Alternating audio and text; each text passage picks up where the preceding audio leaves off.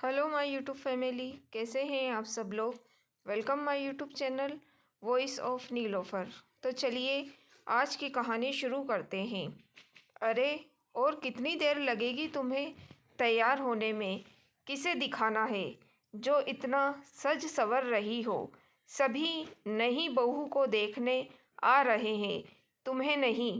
हाँ, बस 5 मिनट, अपने बालों का जूड़ा बनाते हुए संजना ने जवाब दिया। ठीक है, जल्दी करो, मैं गाड़ी स्टार्ट कर रहा हूँ। जैसे तैसे तैयार होकर संजना बाहर आई तो देखा घर की खिड़कियाँ खुली है, लाइट, पंखे, टीवी सब चल रहे हैं। जल्दी जल्दी लाइट, पंखे, टीवी और खिड़कियाँ बंद करके वहाँ बाहर आई और दरवाजे पर ताला लगाकर गाड़ी में बैठ गई। गौतम बोला, पता नहीं कितना वक्त लगता है तैयार होने में, हमेशा तुम्हारी वजह से देर हो जाती है। वहाँ जाते ही मुझे सुनना पड़ेगा। संजना का मूड खराब हो गया और उस वक्त रुहासी हो गई जब उसने देखा कि अपनी देवरानी की मुंह दिखाई के फंक्शन में वह वैसे तो जैसे तैसे ठीक से तैयार हो गई, लेकिन पैरों में स्लीपर पहनकर आ गई। वह गौतम से रुकने का कहती कि उससे पहले ही वह भरा हुआ था और संजना चाहकर भी कुछ ना बोल पाई। संजना सोचने लगी, कहीं भी जाना हो तो हमेशा उससे मुश्किल से आधा घंटा पहले ही पता चलता है। इस आधे घंटे में उससे उम्मीद की जाती है कि वह खुद भी तैयार हो जाए और बच्चों को भी तरीके से तैयार कर दे। साथ ही कांच की चूड़ी, बिछिया, पायल, सिर पर सिंदूर और गले में मंगलसूत्र तो होना ही चाहिए और बिंदी भी बड़ी ही होनी चाहिए। इसमें जरा सी चूक भी बर्दाश्त नहीं की जाती थी। खैर, जैसे तैसे साड़ी से पैर को छुपाते हुए फंक्शन अटेंड किया। चेहरे पर एक मुस्कान और रखकर और सभी नाते रिश्तेदारों का स्वागत, खान पान और आराम का ख्याल रखने लगी। बड़ी बहू जो है, इस घर की जिम्मेदारी तो बनती है।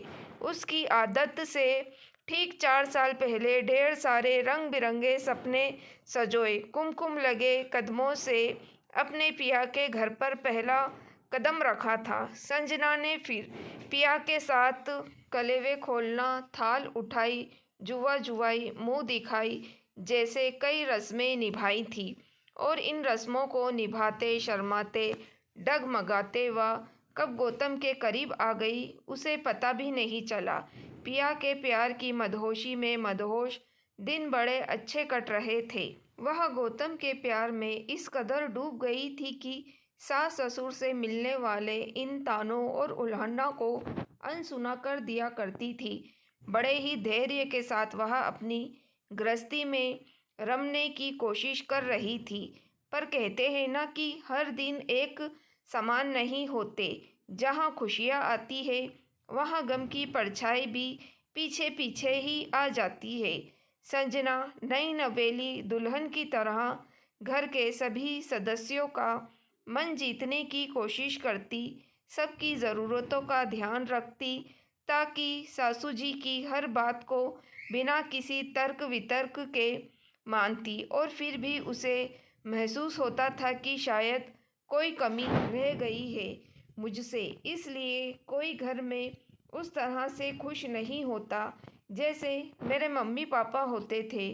कैसे मेरे मम्मी पापा मेरी एक छोटी सी उपलब्धि पर या छोटी सी सफलता पर बड़े खुश हो जाते थे, मुझे प्रोत्साहित करते थे।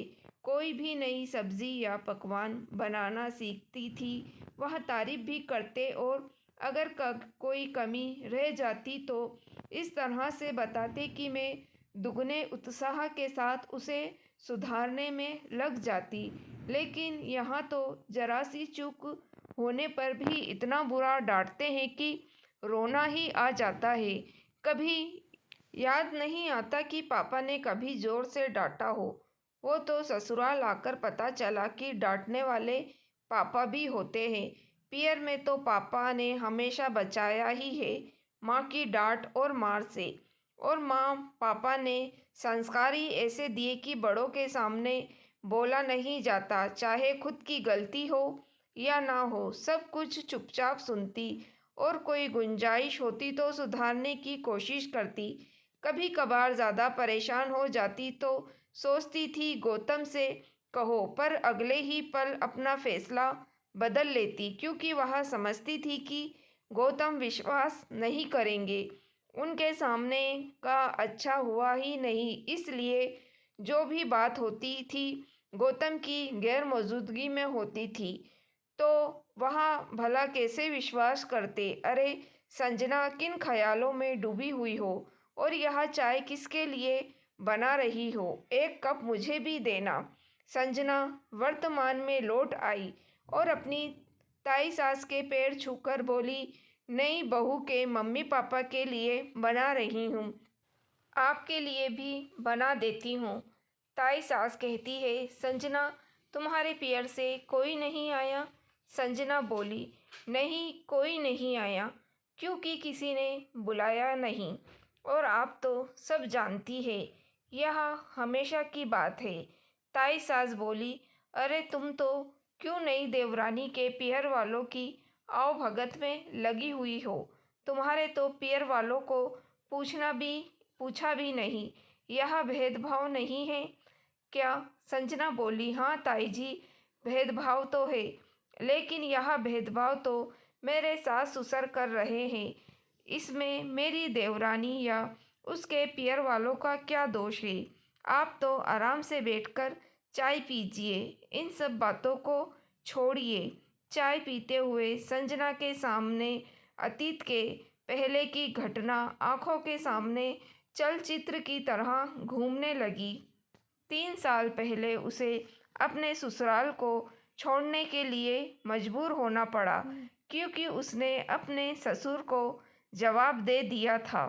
क्या करती वह, शादी हुए काफ़ी वक्त हो चुका था। पग फेरे के बाद एक बार भी वह अपने पियर नहीं जा पाई थी। वह उसे सबकी बहुत याद आती थी, पर सासू जी ने एक बार भी उसे पियर जाने को नहीं कहा। जब भी वह जाने की इजाज़त मांगती उसे कई घंटों तक जवाब नहीं देती, या एक के बाद एक काम बताती जाती, और उसे करते करते कब शाम हो जाती। फिर उसकी सास कहती, तुम गई नहीं, वहाँ मन मारकर रह जाती। एक दिन संजना ने ठान लिया कि सुबह जल्दी तैयार होकर गौतम के साथ ही निकल जाएगी। उस दिन उसने सुबह जल्दी उठकर नाश्ता और खाना साथ ही बना दिया और गौतम के साथ जाने को तैयार हो गई।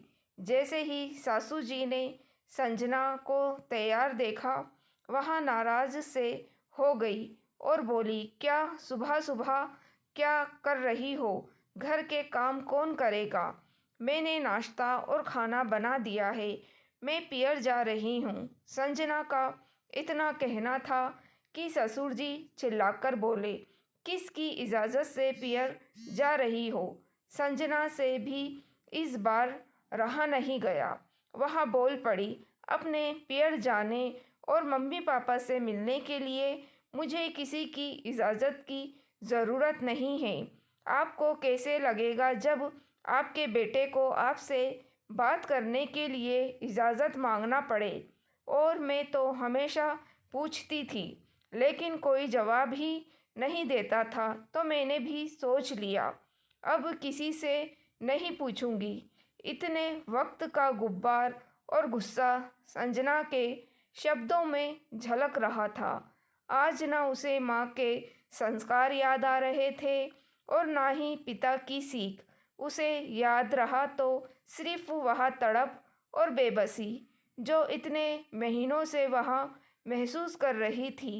एक माँ बाप अपनी बेटी को कि इतने प्यार से पालते हैं, बड़ा करते हैं, हर ख्वाहिश पूरी करने की कोशिश करते हैं और साथ ही उसे संस्कारित करते हैं, क्योंकि उसे पराए घर जाना है। लेकिन बेटी तो माँ बाप के साथ 27-28 साल रहती है। उसे उनसे बात करने के लिए इजाज़त नहीं लेनी पड़ती। वह जब चाहे तब बात कर सकती है, उनसे रूठ सकती है, उन्हें मना सकती है, लेकिन शादी होते ही यह उम्मीद की जाती है वह अपने माता पिता को भूल जाए। सिर्फ याद रखिए, जब ससुराल में कोई रस्म निभाने हो और तोहफे की बरसात करनी हो, ऐसा क्यों? किसने हक दिया आप सबको? यह पति पता नहीं किस मिट्टी के बने हुए हैं। सही को सही और गलत को गलत कहने में किस बात का डर लगता है? कहते फिरते हैं तुमसे बहुत प्यार करते हैं और मौका मिलने पर जताते भी नहीं हैं। पर ऐसा प्यार का क्या अचार डाला जाए जो अपनी पत्नी के साथ खड़ा नहीं हो सकता, उसके पक्ष में एक बात नहीं बोल सकता। संजना के इतना कहते ही गौतम उस पर बरस पड़ा। बोला, यह किस तरह से बात कर रही हो तुम? संजना आंखों में आंसू लिए बोली, क्या गलत कहा और क्यों कहना पड़ा? क्योंकि तुम कुछ नहीं बोलते। मैं गलत करूं मुझसे कहो, मैं गलती सुधारने की कोशिश करूंगी। लेकिन अगर तुम्हारे मम्मी पापा गलत कर रहे हैं तो तुम चुप क्यों हो? गलत बात मुझसे बर्दाश्त नहीं होती। और जिन्होंने जन्म दिया उनसे मिले बिना कैसे रहूंगी? खुद से क्यों नहीं कहते मिलाओ, तो इतनी बात ही नहीं पड़ती। गौतम बिना कुछ बोले ऑफिस के लिए निकल गया और संजना अपना सामान पैक करके पीहर चली गई। हफ्ते भर बाद गौतम संजना को लेने गया, उससे माफ़ी मांगी और समझाया कि कुछ भी कहना हो मुझसे कह लेना, लेकिन मम्मी पापा के सामने मत बोलना। लेकिन संजना ने साफ मना कर दिया। उसने कहा, जिस घर में मेरे माता पिता की इज्जत नहीं वहाँ मैं नहीं रहूँगी। जहाँ मेरे मम्मी पापा को मुझसे मिलने के लिए मिन्नतें करनी पड़े, मैं वहाँ नहीं रह सकती। अगर तुम चाहते हो मैं तुम्हारे साथ उस घर में चलूँ तो तुम्हें वादा करना होगा कि कोई मेरे माता पिता को अपशब्द नहीं कहेगा और अपने माता पिता के घर जाने के लिए मैं किसी की इजाज़त नहीं लूँगी, तुम्हारी भी नहीं। गौतम बोला, तुम बात को बढ़ा रही हो। संजना बोली, मैं तुम्हारी बातों में नहीं आऊँगी। या तो तुम वादा करो या मुझे भूल जाओ। गौतम उस वक्त तो वहाँ से चला गया, पर संजना का पक्ष अपने मम्मी पापा के सामने रखने की हिम्मत नहीं कर पा रहा था। वह सोच ही रहा था कि कैसे इस समस्या को सुलझाया जाए कि तभी उसके पास उसके तबादले का ऑर्डर गया और उसे अपनी समस्या का हल अपने आप ही मिल गया। वह संजना को लेकर नए शहर आ गया। गौतम समझ रहा था कि उसने अपने समस्या बहुत अच्छे से सुलझा ली। संजना अपने सास ससुर की नज़र में बुरी बहू बन गई, जिसके किस्सों का ढिंढोरा उसकी सास अपने समाज में गाती रहती है। आखिर अपने आप को पाक साफ साबित करने के लिए सफाई भी तो पेश करनी थी। संजना, तुम गौतम के साथ जाकर अपने 2-3 दिन के कपड़े ले आओ, तुम्हें यही रहना होगा। सारे मेहमान आज चले जाएंगे और तुम यहाँ रहोगी तो नई बहू का मन भी लगा रहेगा। सासू जी ने जैसे ही संजना को आदेश दिया था, संजना बोली, माफ़ कीजिएगा मम्मी जी, मैं नहीं रह पाऊँगी। मुझे मम्मी को हॉस्पिटल दिखाने जाना है और 1 हफ्ते तक जब तक यहाँ हो उन्हीं के पास रहूँगी। मैं कौन सा रोज़ जाती हूँ। रही बात नहीं बहू की, उसका मन लगाने की कि देवर जी की ज़रूरत है, मेरी नहीं। मैं चलती हूँ, मेरा इंतज़ार मत कीजिएगा। संजना ने बच्चों को बुलाया और गाड़ी के पास खड़े होकर गौतम का इंतज़ार करने लगी।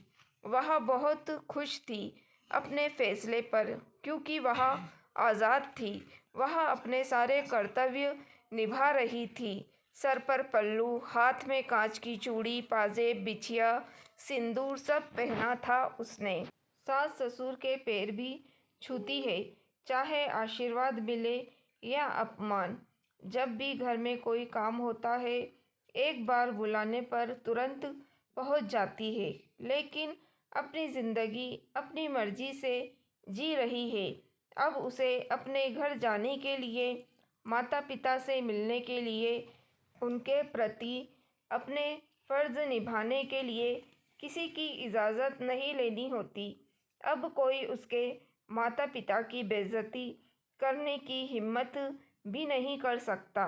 भले ही वह अपने सास ससुर की अच्छी बहू नहीं बन पाई और उसे गर्व है कि वह अपने माता पिता का सम्मान बनाए रख पाई, चाहे समाज उसे बुरी बहू समझे। पर उसके लिए महत्वपूर्ण है कि उसके माता पिता की वह अच्छी बेटी कहलाएगी। बहू तो सभी बुरी ही होती है, चाहे वह कितना भी कर ले, वह बुरी तो बुरी ही सही। तो दोस्तों, कैसी लगी आपको कहानी? लाइक और कमेंट करके ज़रूर बताइएगा। मेरी वीडियो को शेयर करना ना भूलिएगा। मेरे चैनल वॉइस ऑफ नीलोफर को भी सब्सक्राइब ज़रूर कीजिएगा। Thank you for watching.